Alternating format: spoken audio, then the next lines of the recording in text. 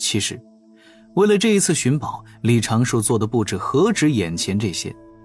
此时在中神州、南赡部洲各处，还有7、8处五手山、大河、山谷的地形，埋藏了数量不等的指道人和仙斗兵。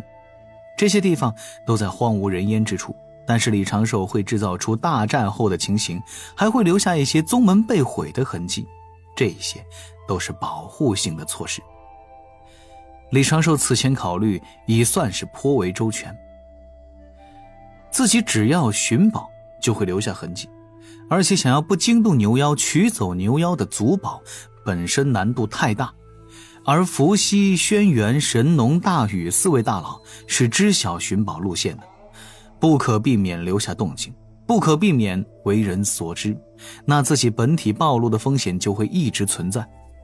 所以在综合考量之后，李长寿只有2个选择，要么是放弃寻宝，找其他的方式充实自己，比如研究一下轩辕前辈给的玄功妙法，要么就多做一些布置，直接用天庭海神的身份在多处区域寻宝，留下一些干扰信息，将自己本体根脚暴露的可能性降到最低。如此一来，不知他寻宝路径者只知这是天庭海神在搞事，知他寻宝路径者也无法直接判断李长寿进入火云洞时本体在何处。虽然还要考虑渡仙门是人教造成的这般因素，但是李长寿后续也有小琼峰流浪计划。李长寿不是信不过这4位退休人皇，重点是火云洞中可不只是有3皇5帝，还有那3000多的枕边人。为了配合总体布局，李长寿在资铁城和牛妖山谷不能搞出太大的妖族伤亡，甚至看到牛妖宝库的瞬间，那些宝材兵刃李长寿都已经打定主意不去碰，只找寻自己命中的机缘。但是现在这些周全的布置，各处精心的安排，因为截教大师兄的诡异现身已经彻底赔进去了。为什么？李长寿现在正翻来覆去地问自己这3个字，这到底是为什么？我动用了这么多的资源，发动了全方位的佯攻，还赔上了一只极仙境的指导人，唯一的收获就是叮，你发现了截教大佬的小怪癖。这倒是说理去这。李长寿上辈子见多了社会压力之下的各类奇葩情形，并不觉得这种事有什么丢人的。大佬也是生灵，生灵皆不完美，这是自然之道。可是说1000道10000，多宝为啥会出现呢？自己寻找一件后天宝物而已，怎么难度就会这么大呢？还必须击败多宝道人不成？李长寿轻吟2声，发觉自己略微有些上头，立刻默念清心咒，让心神迅速降温。出意外了，自然有应急方案，之前不是没有考虑过。一旦遇到之前是真的没考虑过这种情形啊。正此时，紫金波鱼当头照下，封锁千里范围。李长寿的指导人抬头看了一眼，立刻做出了最理智的决断，扬。此刻仙斗兵大军距离资铁城还有一段距离，仙斗兵就如同计时器一般，他们抵达资铁城外围大阵之前，就是李长寿的作案时间。可惜现在也用不到了。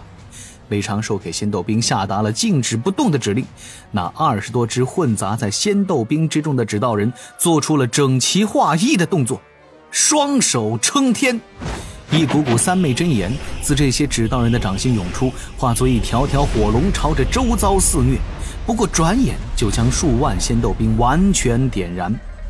这股负责佯攻施压的大军本就是这些神通产物，此刻被李长寿金仙境的仙力凝出的真言侵蚀，转眼被火光吞没，连同那20只指导人化作漫天的灰烬。这般损失，李长寿倒也不会有什么心疼。仙斗兵只能存在最多12个时辰，时辰一过也会散掉仙力，自行销毁。非金仙境指导人耗费的也只是小琼峰上的灵术罢了。紧接着，趁紫金波鱼降临，仙斗兵自焚，城中众妖错愣。城外的3名金仙境大妖黄棘之鸡与3头大牛纠缠的3只金仙境指导人齐齐爆发仙力，将3头大妖各自震开。这3只指导人直接掉头拾起风盾，瞬间消失在了对方视线与仙识之内。李长寿的指导人有一个显著的特点，斗法实力一般，但是盾法绝对是傲视同阶，风中只留下那人族女子的一声狠话：算你们厉害。3名牛族高手都是一脸的懵然，他们厉害在哪儿了呀？刚交手没几个回合，不是还处在互相试探的斗法阶段吗？不只是在资铁城，在那牛妖山谷处，没有现身的指导人立刻施展土遁，朝着大地深处躲藏，遁入地脉之中。已经现身的指导人整齐划一地开启自毁禁制，转眼间化作灰烬、水渍、雷光飞移。于是牛妖们陷入了深深的疑惑。前一瞬息，资铁城和山谷宝库岌岌可危，人族炼器士气势汹汹；后一瞬息，漫天的灰烬不断的飘舞，强敌消失无踪，一只紫金钵盂笼罩千里。这是梦吗？还是什么幻术大阵？人族到底有什么阴谋诡计？几位牛妖族的智者禁不住捂住额头，感觉他们的牛脑袋已经要裂开了。娘哎，这些人族在搞什么？我明白了，数万人族几天，方才施展出了这般邪法神通。一头老牛指着如囚笼般的钵盂，大声呼喊：我牛族危矣，资铁城危矣！于是城中再次开始传来凄惨的哭喊。众妖感受着紫金钵盂散发出的威压，察觉到其上蕴含的让妖绝望的浩瀚法力，整个资铁城牛妖山谷又陷入了新一轮的恐慌。这下就跟李长寿没什么关系了。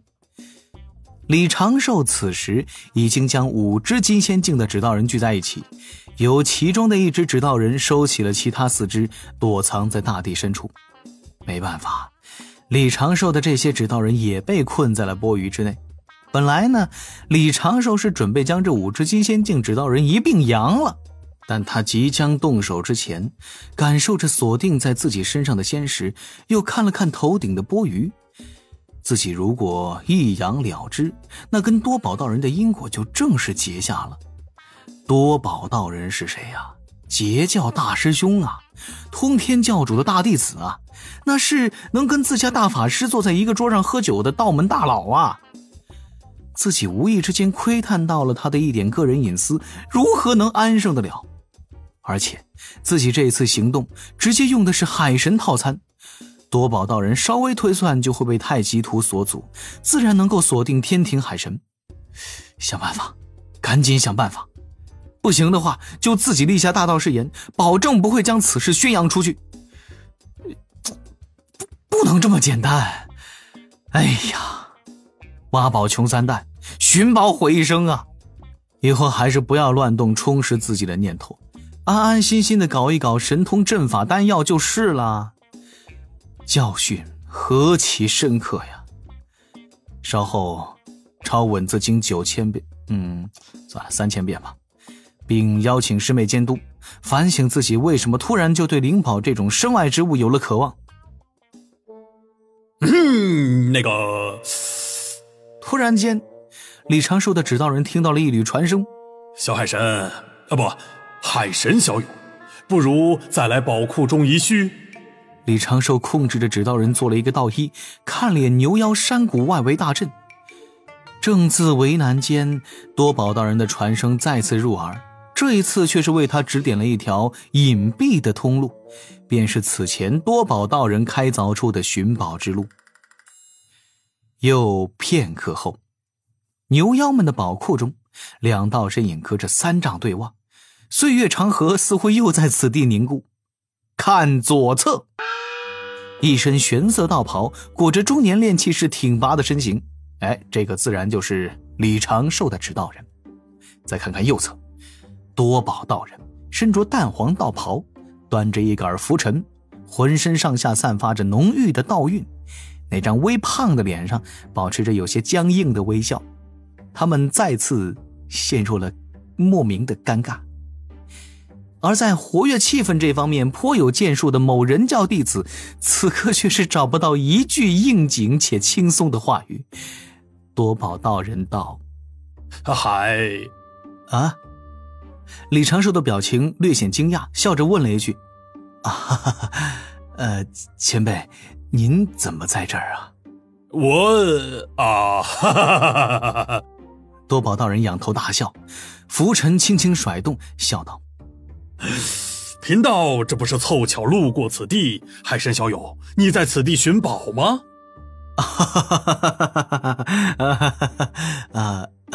当真是巧了哈，前辈您也发现此地有宝物了？偶然闻到了。多宝道人眯眼笑着，端着拂尘凑到李长寿的身旁。李长寿下意识的就想后退半步，但是此时却强行让自己主动向前迎了半步。既然前辈中意此地宝物，那晚辈就此告辞了吧。多宝嘿然一笑，抬手握住李长寿的胳膊。咱们今日一见也是有缘，贫道好歹也是老师的大弟子，截教的大师兄，如何能跟海神道友抢宝物呢？来，贫道相助你一二，莫要让你空手而归呀。这只妖族虽然没什么名气，但此地确实藏了几件好宝贝呀。李长寿的心底一阵嘀咕，看样子多宝大佬不准备追究此前之事。多宝道人言罢，拂尘对着那堆成小山的宝物堆一点，这些宝材顿时化作道道流光，朝着宝库的各处空旷角落飞去，回归了原本的位置。甚至不用李长寿多说，多宝道人已经是主动道：这里各类法宝法器什么的，想必你也看不上眼，来看看此地的那件重宝。李长寿也不由来了些精神，顺着多宝道人的拂尘所指看去，顿时看到了一尊半丈高的铜牛之像。这铜牛保持了仰头的姿势，牛尾巴也翘了起来，四只蹄子踏着青铜铸造的云雾，两只牛眼朝着左右凸起。此正是牛妖一族的至宝浪牛撒花点石为金青牛像。多宝道人笑道：昔日妖族有个高手，乃是鸿蒙妖兽资铁所化，他最得意的本领便是将一些普通宝材吞入腹中，而后得出各类精金。后资铁陨于上古，其妖丹留了下来，就在这尊铜像之内，故此铜像也有这般功用。虽不是斗法护身所用之宝，却也是极难得的一件生财之物。这个宝物虽好，但我要是拿了也不能带回小琼峰，却也是一个无用之物。这个……李长寿沉吟几声问道：前辈，此地可还有其他的宝物？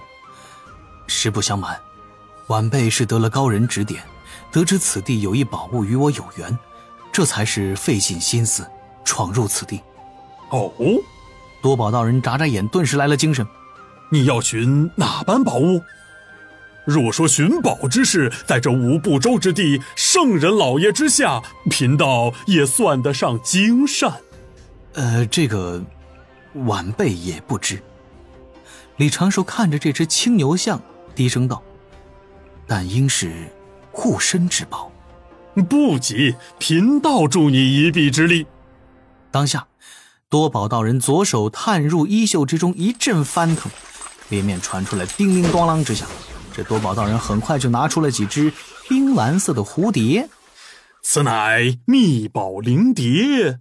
简单的介绍一句，多宝道人便将这些玉蝶记起，一只飞去了青牛铜像，两只飞去了左右角落，落在了一件宝甲一只短弓上，而第四只玉蝴蝶却朝着山洞之外飞去。李长寿看了眼那宝甲和长弓，忙道：前辈。哎，不急，贫道先将此地生灵弄晕。多宝道人甩了甩拂尘，拂尘之上涌出了一抹浅蓝色的波痕，波痕缓缓荡漾开来，整个牛族山谷瞬间变得无比的安静。李长寿的仙识探出，发现各处妖族无论是修为高低，尽皆躺地昏睡，不由得一阵啧舌。当下多宝兴冲冲地追出山洞，李长寿从后跟了上去。那玉蝶无惧阵法，无视禁制，飞过宝库前有些糟乱的场地，掠过一处处石屋高楼，飘向了山谷边缘的一处木屋，最终没入了木屋内。待李长寿和多宝赶过来，发现这玉蝶停在一只脏兮兮的布包上。李长寿出手将布包拿起，向外一倒，几只木偶玩具落下，2只铜钱落在了他的掌心。真的是李长寿此刻道心一震，对伏羲大佬的占卜之术佩服到五体投地。来，让贫道看看。多宝道人在一旁探了个头，李长寿的心底快速划过几个念头，将这铜钱双手捧上，请前辈品鉴。多宝道人面色十分凝重，将铜钱捏起，仔细地打量了铜钱一阵，随后便称赞道：好东西，好东西啊！这是你们人族最先做出来的2只铜钱样板，借此定下了买卖易事之事，其上藏着大量的功德。只是如今宝物蒙尘，不显人前，稍后只需用自身功德蕴养，可令其显出真容。多宝道人将铜钱放回李长寿的掌心。恭喜小友，贺喜小友，此宝可用来护道。李长寿的心底顿时安稳下来，对着多宝道人做了一个道揖：全凭前辈相助，晚辈感激不尽。什么相助不相助的见外了。多宝道人眯眼笑着：贫道托大，也喊你一声长庚。